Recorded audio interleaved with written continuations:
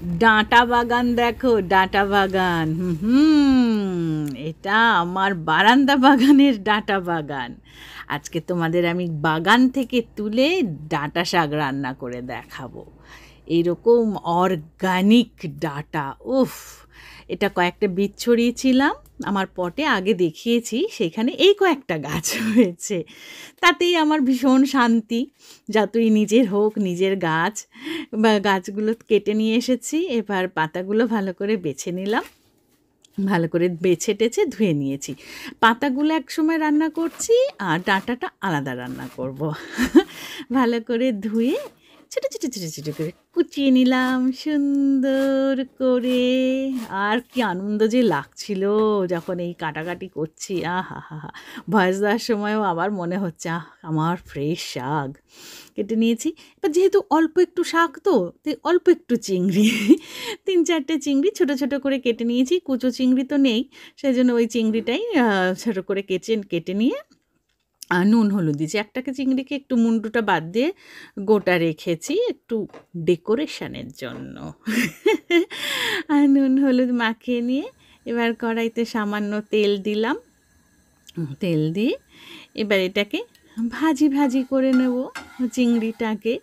আর চিংড়ি ভাজলেই যা সুন্দর গন্ধ বেরোয়, আমি তো তখনই কয়েক টুকরো খেয়ে নিই। এরকম প্রত্যেকবারেই তাই হয়।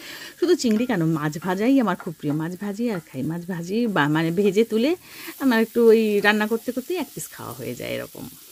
হয় চিংড়িও তাই কয়েক টুকরো খেয়ে নিয়েছি। এবার আবার ওর মধ্যে একটু জিরে না, কালো জিরে ফোড়ন দিলাম সামান্য একটু ওই তেলের মধ্যেই। কারণ একটুখানি শাক কতটুকু আর তেল লাগবে, এক ফোঁটা তেল। ওইটার মধ্যে একটু কালো জিরে ফোড়ন দিয়ে সামান্য একটু পেঁয়াজ কুচি দিয়ে একটু নেড়ে চেড়ে এবার কেটে রাখা শাকগুলো দিয়ে দিলাম। দিয়ে ওটাকে আবার নেড়ে চেড়ে রান্না করতে হবে। আর রান্না করতে করতে দারুণ লাগছিল। যদিও একটু বেশি করে শাক হলে ভালো হতো, মানে আমার বাগানটা, শাক বাগানটা, সেটা তো আর হয়নি। ছোট্ট শাক বাগানে ছোটো ছোটো রান্না, তা আমাদের মা মেয়ের জন্য ঠিকই আছে। এবার শাকের মধ্যে একটু নুন হলুদ দিয়ে দিয়েছি।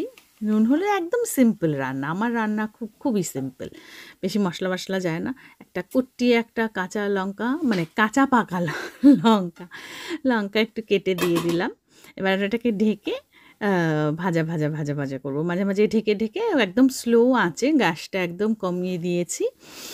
দিয়ে নেড়ে চেড়ে এবার একটু যখন ভাজা হয়ে গেছে, তখন আমি ভাজা চিংড়িগুলো দিয়ে দিলাম। এবার চিংড়িগুলো দিয়ে আবার একটু নেড়ে চেড়ে এরকম ভাজতে থাকবো। দেখেছো, কিচ্ছু না, জাস্ট একটু ফোড়ন, নুন হলুদ, দ্যাটস ইট। হয়ে গেছে আমার চিংড়ি রান্না। ইয়াম্মি! ব্যাপক হয়েছিল খেতে।